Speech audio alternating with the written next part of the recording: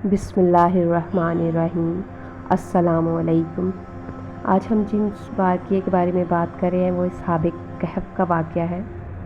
اللہ تعالیٰ کے حکم سے 300 برس غار میں سونے والے اصحاب کہف کون تھے؟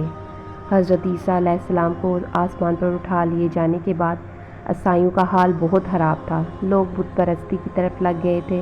اس وقت ان کا ایک بادشاہ تھا جس کا نام تھا دقیانوس۔ وہ اس قدر ظالم تھا کہ جو کوئی بھی بت پرستی سے انکار کرتا اس کو قتل کر دیتا۔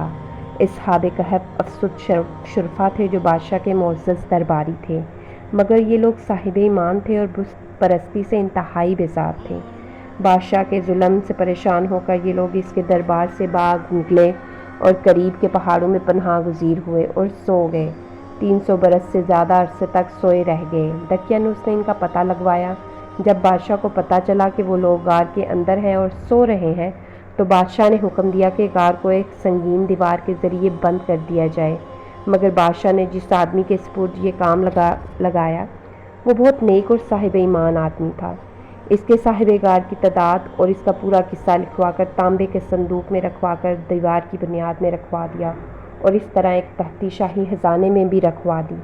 کچھ دنوں کے بعد بادشاہ مر گیا اور سلطنتیں بدلتی رہیں، وقت گزرتا رہا، حکومتیں بدلتی رہیں، یہاں تک کہ ایک نیک دل انصاف پرور بادشاہ جس کا نام بیتاروس تھا وہ تخت نشین ہوا، جس نے 68 سال تک شان و شوکت کے ساتھ حکومت کی۔ اس کے دور میں مذہبی فرقہ واریت شروع ہو گئی۔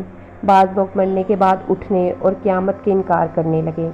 یہ بادشاہ غم و رنج میں ڈوب گیا۔ اس نے خود کو ایک مکان کے اندر بند کر لیا اور وہاں نہایت عاجزی کے ساتھ خدا کے سامنے گریہ زاری کرنے لگا کہ یا اللہ ایسی نشانیاں ظاہر فرما تاکہ لوگ مرنے کے بعد اٹھنے اور قیامت کا یقین ہو جائے۔ بادشاہ کی یہ دعا مقبول ہوئی اور اچانک بکریوں کے ایک چرواہے نے اپنی بکریوں کو چرانے کے لیے ایک غار منتخب کیا اور وہ یہی غار تھا۔ وہ اس کی دیوار کو گرا دیا۔ دیوار گرتے ہی دیوار گرانے والے پر ہیبت طاری ہو گئی اور وہ وہاں سے بھاگ نکلا۔ اصحاب کہف جو اللہ کے حکم سے اپنی نیند سے بیدار ہوئے اور ایک دوسرے سے دعا و سلام میں مشغول ہو گئے۔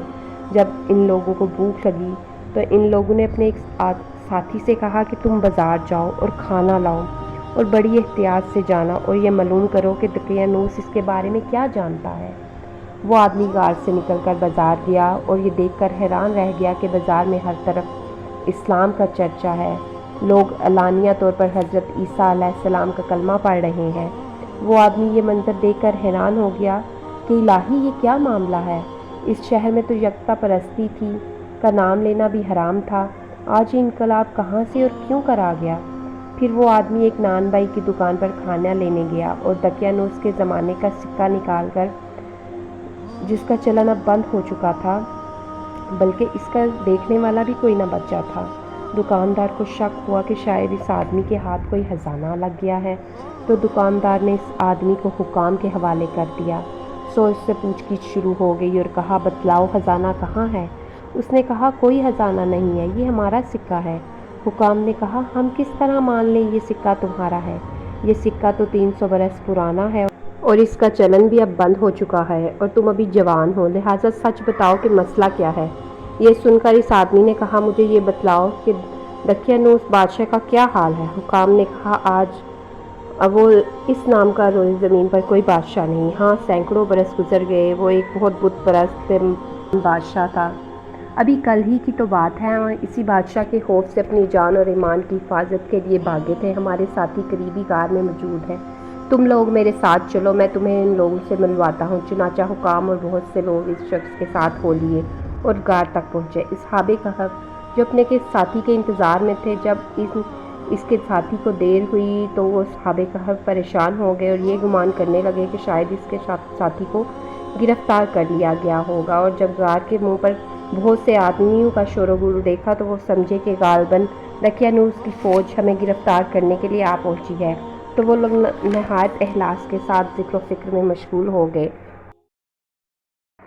تانبے کا صندوق برآمد کیا اور اس کے اندر سے تختی نکل کر پڑی تو اس میں اصحاب کہف کی تعداد اور یہ لکھا ہوا تھا کہ یہ لوگ اپنے دین کی حفاظت کے لیے اپنے بادشاہ سے بچنے کے لیے اس غار میں پناہ گزیر ہیں، اور اب بادشاہ کے حکم سے ہم یہ غار بند کر رہے ہیں، اور ہم یہ حال اس لیے لکھتے ہیں کہ جب یہ غار کھلے तो लोग असहाब कहफ के हाल से आगाह हो जाएं।